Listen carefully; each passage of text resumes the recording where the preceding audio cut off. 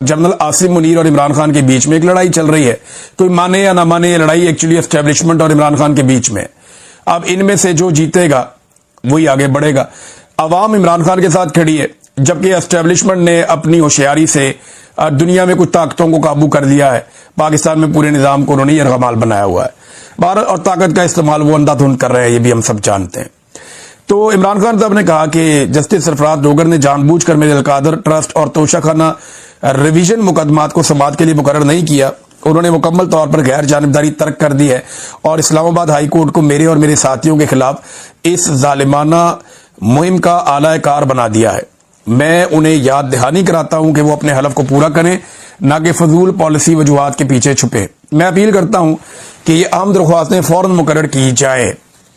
एक तो उन्होंने लिखा जी CLAP 65/2025 अलकादर अपील। दूसरा उन्होंने अलकादर अपील बुशरा बीबी की, अलकादर अपील इमरान खान की, और क्रिमिनल रिवीजन है इमरान खान बनाम रियासत एक और केस है 25/10।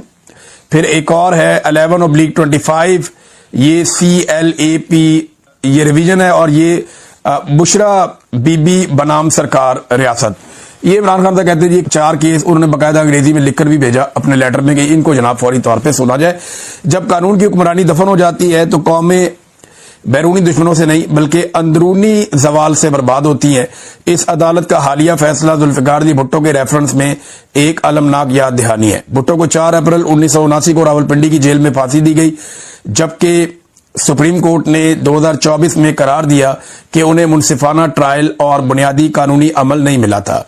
असल इंसाफ वो है जो बरवक्त मिले, न कि 44 साल के बाद बतौर एक ला हासिल अदालती फैसला।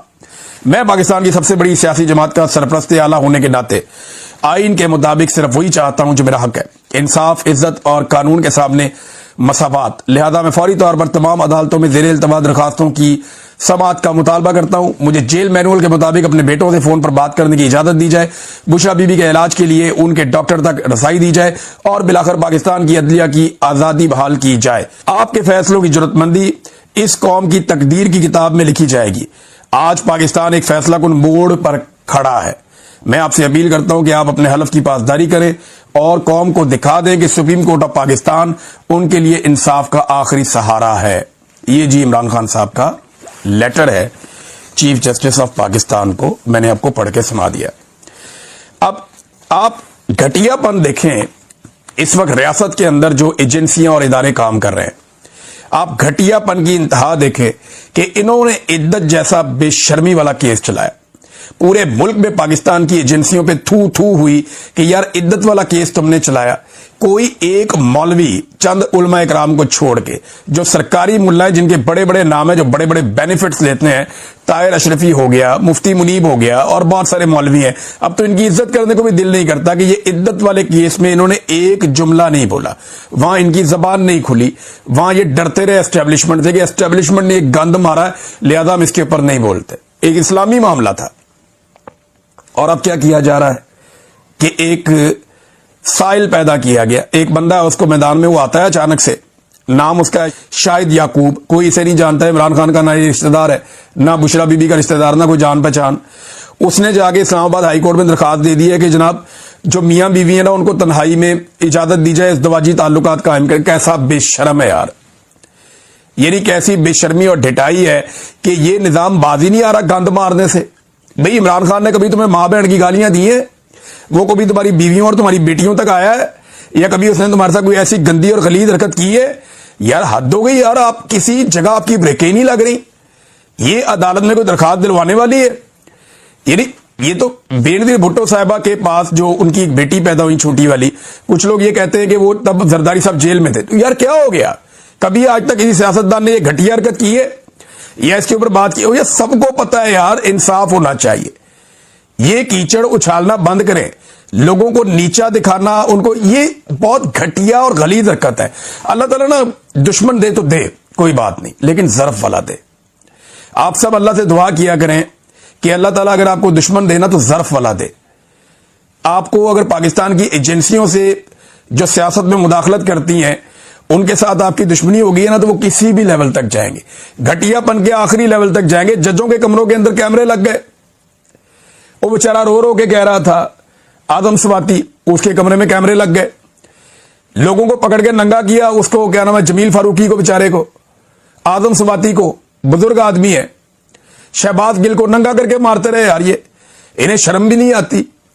कितना और गिरना है पाकिस्तानी कौम की नजर में। और मेरे पास 2 लड़कियां लेकर आ गया ISI का ऑफिसर, मुझे कहता है जी इनके साथ तेरी वीडियो हम बना के अपने पास रख लेंगे, फिर तुझे तेरे घर भेज देंगे। और मैंने कहा मैं लानत भेजता हूं, मुझे यहां गोली मार दो तुम। ये इस लेवल तक गिर जाता है निजाम। अब ये घटिया हरकत की है, करवाई गई है। अब इसका क्या ताल्लुक है इमरान खान से? बहुत ही अफसोसनाक है। और बादों का तो यकीन नहीं आता कि ये निजाम इस लेवल तक नीचे गिर जाएगा। वो इमरान खान एक सियासी बात कर रहा है, सियासतदान है, वो खुलकर बात कर रहा है। इसका मतलब ये तो नहीं है कि आप उसकी निजी जिंदगी के ऊपर कीचड़ उछालेंगे। क्या औरत आपको सिर्फ वही लगती है जिसके साथ आपका सियासी मफाद हो, या जो आपके घर में रहती हो, या आपकी बीवी, आपकी बेटी, आपकी फैमिली? उनके लिए तो इज्जत बहुत है, आपकी बाकियों के लिए नहीं है। क्यों तस्दीक कर रहे हैं?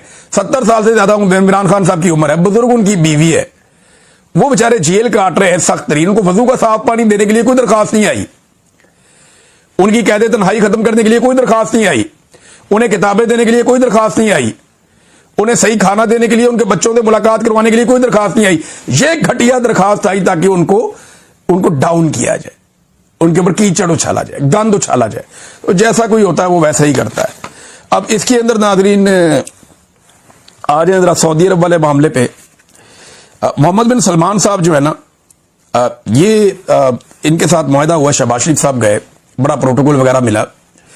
अब रोला ये पड़ा हुआ है कि पाकिस्तान में कुछ लोग इसके बारे में बात कर रहे हैं कि ये सऊदी अरब का और जो पाकिस्तान का एक दिफाई मुआहदा हुआ है, इसके बारे में कोई भी एक सवाल ना पूछा जाए, कोई भी मनफी बात ना की जाए।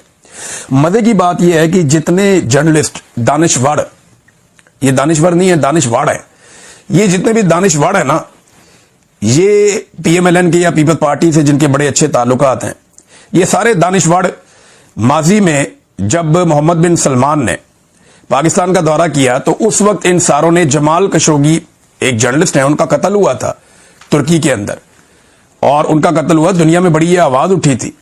उस वक्त अमेरिका में डोनाल्ड ट्रंप की हुकूमत नहीं थी, पाकिस्तान में इमरान खान की हुकूमत थी। तो जमाल खशोगी का कत्ल के बाद पूरी दुनिया में बड़ा रोला पड़ गया, तो मोहम्मद बिन सलमान बहुत दबाव में थे।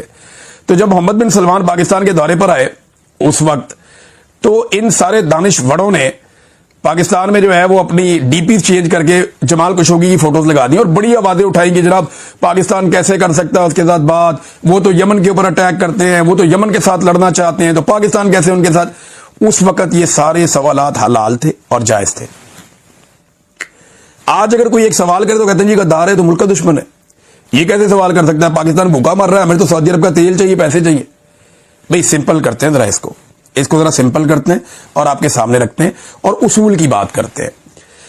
ये जो हरमैन शरीफैन है ना, मदीना और मक्का, क्या ये खतरे में है? पहला सवाल ये है। और अगर ये खतरे में है तो किससे खतरे में है? दूसरा सवाल ये है, क्या इनके ऊपर खुदा ना खास्ता कोई हमला होने वाला है? तो पूरी दुनिया के मुसलमानों की ये जिम्मेदारी है और इन पे हमला मुसलमान नहीं होने देंगे, चाहे तुर्की है, चाहे मगरब में रहने वाले मुसलमान है, चाहे अफ्रीकन कंट्रीज में मुसलमान ममालिक हैं बहुत